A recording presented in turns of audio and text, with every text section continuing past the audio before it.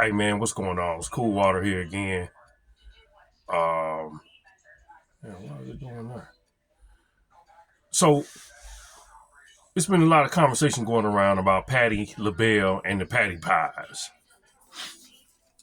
and I jumped into a video that Master P had with a group of entrepreneurs, business people, talking about Pattie's Pies, and the conversation stemmed from who do you think owns Pattie LaBelle's pies, so to speak. So they Googled it and they came up with some name, but it was attached to Walmart.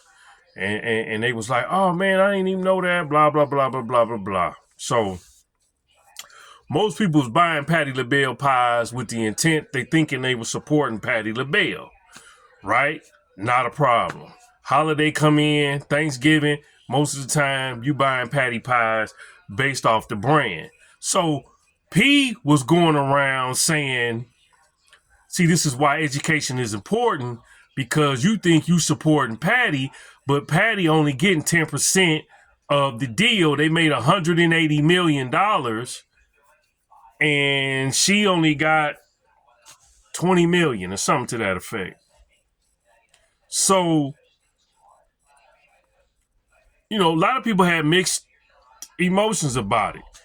And I'm like, it's not a problem that Pattie LaBelle took the deal that's typically called a licensing deal, where they used her image, likeness, name, and brand to sell pies. She ain't making them pies. The pies don't even taste that great, man. She ain't making them pies. She's not manufacturing them, and she's not distributing them pies. They somewhere in the warehouse doing that shit. So the problem that I have, Master P says, see, this is why we need education. Because you think, that you supporting Pattie LaBelle. But then my gripe is P don't have the right education. Because if he did, he would distinguish between, and this is only a clip. So this is I'm only making a hypothesis on what I believe would be what he would have said or should have done. Should have said or should have done. He would talk about the deals or the particular deals that she could have took, because they saying, well, because she didn't get or didn't make X amount of money, that wasn't a good situation. Pattie LaBelle, could have did this better, or her only getting 10%. And I'm saying that's not a bad thing, man. A licensing deal, and you walking away with $20 million a year, even though Walmart making 180, ain't a bad deal when you don't require a lot of legwork. It's like a royalty. How many pies I sell, I get that. Now, one of the problems I got with P is I don't think P is the businessman that he proclaims to be, because I have not seen Master P hire large amount of people. So I'm watching the Shark Tank as we speak. You got the white dude, Michael Rubin, on there, who owns Fanatics. So Mark Cuban. Mark Cuban owns Dallas Mavericks. He had the theater. He got a bunch of different businesses.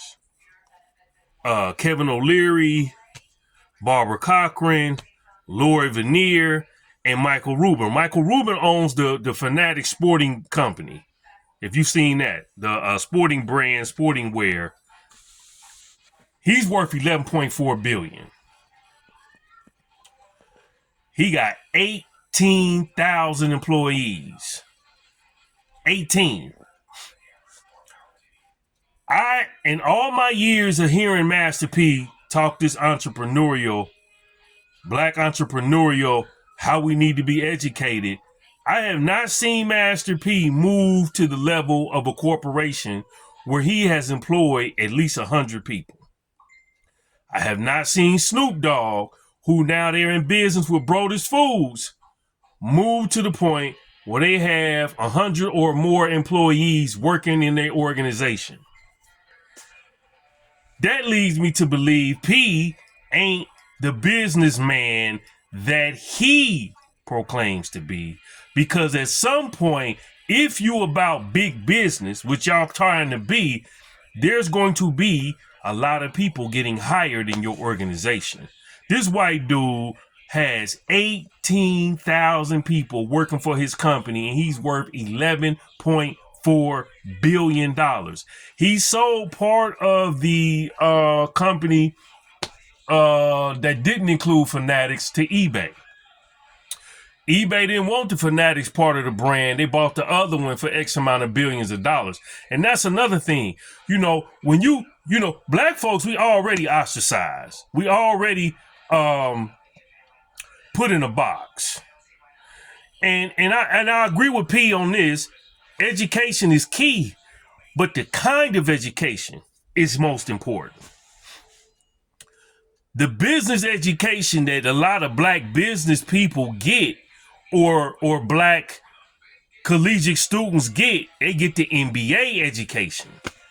They get the mastering business administration, learning how to run somebody else's business. They're not getting the executive level, and they're not getting the entrepreneurship, business ownership level.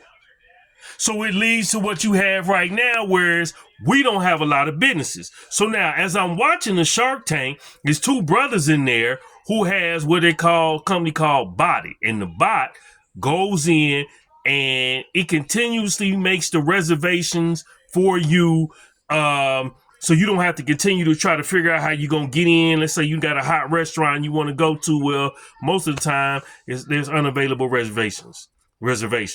Or you want that Beyonce ticket, can't get it. Well, that bot will go once you program it, manually, because it's real easy, and go in, and it will continue going out and doing the work until it fits you in. But it's kind of like a pre-scheduled date. Okay, this gonna happen on the 15th.